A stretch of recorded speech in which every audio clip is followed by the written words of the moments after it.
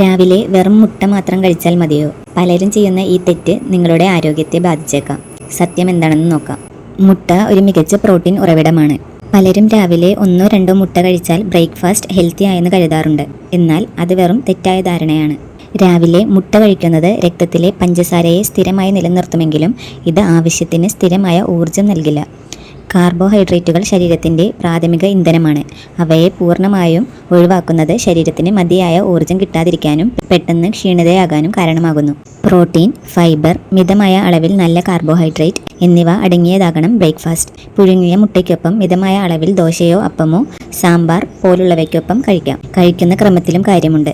Fibre കഴിച്ചു തുടങ്ങി പിന്നീട് പ്രോട്ടീൻ കഴിച്ച് കാർബോഹൈഡ്രേറ്റ് കഴിച്ചാൽ സ്ഥിരതയുള്ള ഗ്ലൂക്കോസ് പ്രതികരണത്തിന് സഹായിക്കും.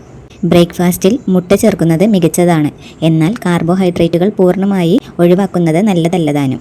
ശരിയായ അളവിലും രൂപത്തിലും അവ ഉൾപ്പെടുത്തുന്നത് നിങ്ങൾക്ക് ദിവസം മുഴുവൻ മികച്ച ഊർജവും സ്ഥിരതയും നൽകും.